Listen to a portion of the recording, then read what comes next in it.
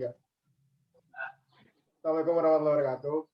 Kami dari kelompok 1 tentang industri pelapisan logam, matkul toksikologi lingkungan akan membahas tentang pelapisan logam dan bagaimana efeknya terhadap lingkungan serta manusia. Ini anggotanya ada Bang Anas Farid, Afifah, Wahyu Devi, Nurul Prastiwi, Tarik Muhammad Diva, saya sendiri, Rizky Afa, dan Muhammad Fadli. Langsung saja saya mulai presentasinya. Oke, pada kesempatan hari ini saya Anas Farid Effendi, NIM 171332 akan menjelaskan terkait penjelasan umum industri dan juga bahan baku industri. Yang sisanya nanti ikut dijelaskan oleh rekan-rekan saya. Tolong di next lagi. Oke, pada penjelasan umum industri, next. Nah, industri pelapisan logam yaitu merupakan salah satu industri yang berpotensi menghasilkan limbah yang mengandung logam-logam berat berbahaya seperti PP dan CR. Nah, hal ini disebabkan karena bahan-bahan yang digunakan dalam proses electroplating atau pelapisan logam sebagai besar merupakan campuran PB, CR, MO, dan juga CL. Nah, jadi pada industri pelapisan logam ini, dalam proses produksinya, itu menghasilkan limbah cair. Hal tersebut dikatakan sumber utama dari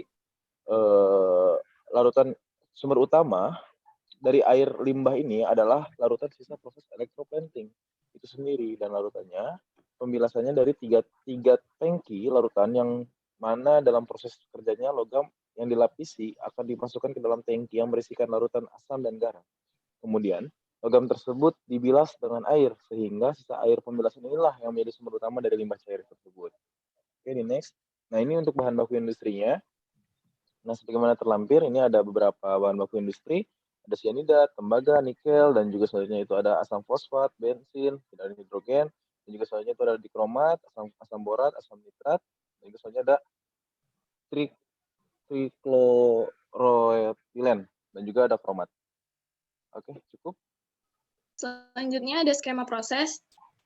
Jadi di prinsip dasar proses electroplating atau pelapisan logam itu pemindahan elektron melalui elektroda positif berupa benda pelapis atau anoda menuju elektroda negatif berupa benda kerja atau katoda. Yang mana dengan ion-ion logam elektrolit itu akan menghasilkan logam yang mampu melapisi permukaan logam lain yang dilapisi. Dan proses umum electroplating tersebut, pertama itu jadi pekerjaan pembersihan mekanis dulu, kemudian dicuci dengan larutan alkali, lalu dibilas dengan air bersih, setelah itu dicuci dengan larutan asam, setelah dicuci dengan larutan asam, kemudian dibilas, kemudian dilapisi oleh logam, lalu dibilas lagi, dan lalu pengeringan.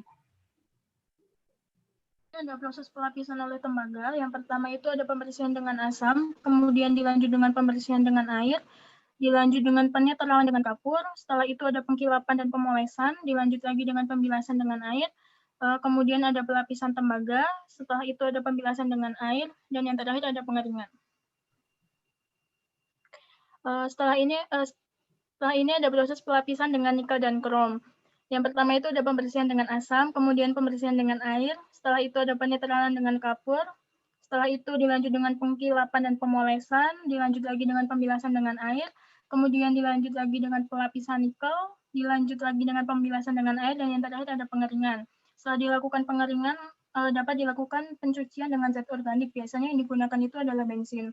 Kemudian dilanjut lagi dengan pembilasan dengan air, dilanjut lagi dengan pelapisan krom, kemudian pembilasan dengan air, dan yang terakhir itu ada pengeringan. Selanjutnya, limbah yang dihasilkan dan bahayanya. Berikut lampir tabel dari jenis bahan pencemar, bentuk, serta bahayanya.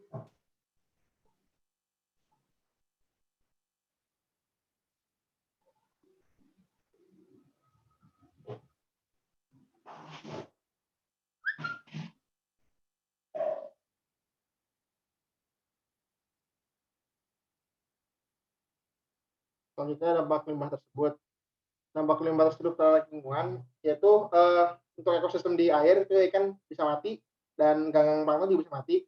Terus juga kalau di daratnya bisa mengganggu realisasi dan fotosintesis tanaman. Lalu asam fosfat yang terkenal panas akan mengeluarkan asam fosfor yang beracun dan debu-debunya juga dapat mengotori ruangan sekitar.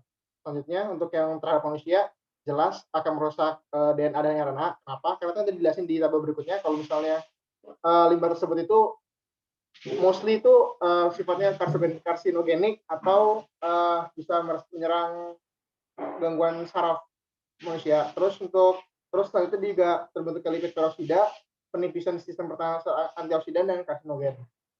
Untuk pengolahan limbah, di sini ada prinsip dasar pengolahan limbah. Intinya mah apapun limbah yang dihasilkan, entah itu nikel, krom, tembaga, ataupun limbah-limbah zat-zat kimia berbahaya lainnya, itu prinsip pengolahannya itu adalah mengubah gimana bahan tersebut itu untuk tidak berbahaya lagi ke lingkungan. Jadi tiap industri itu seharusnya punya standarnya tersendiri untuk bisa mengubah hal-hal yang tidak berbahaya tersebut menjadi hal-hal yang tidak mencemari lingkungan sekitar. Selanjutnya untuk krom valensi 6. Jadi di sini ada pengolahan sistem krom valensi, ada yang 6, ada yang 3, dan juga ada yang tembaga.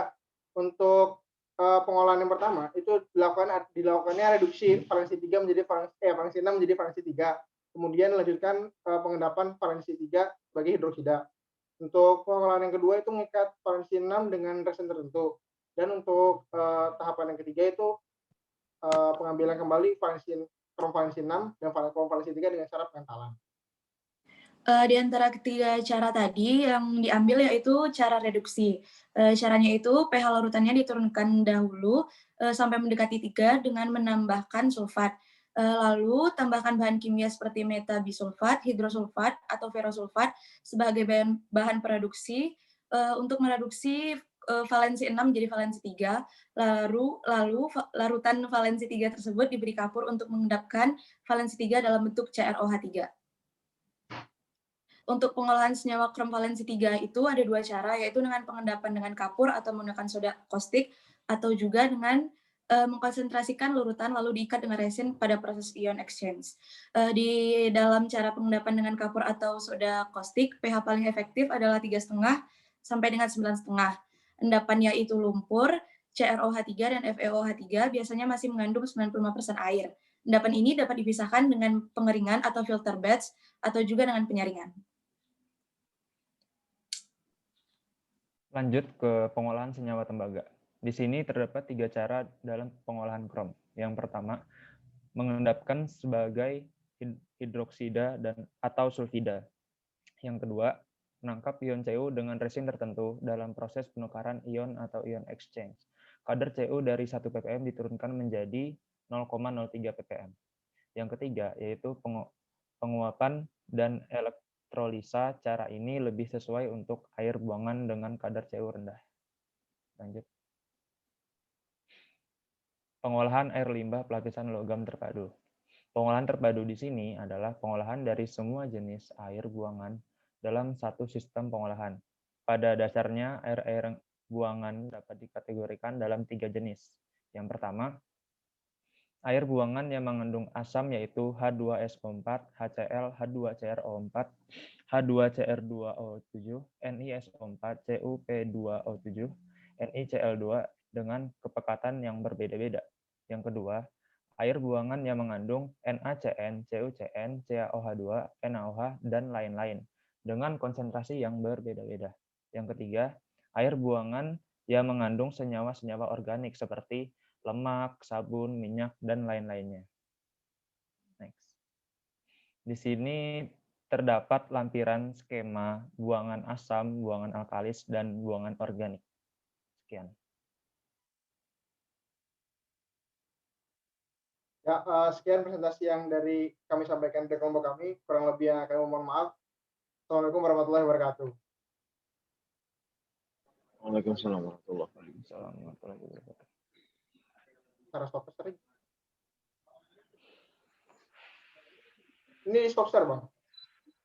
Iya, langsung stop. Itu di dekat share screen ada tulisan stop. Oh, stop recording.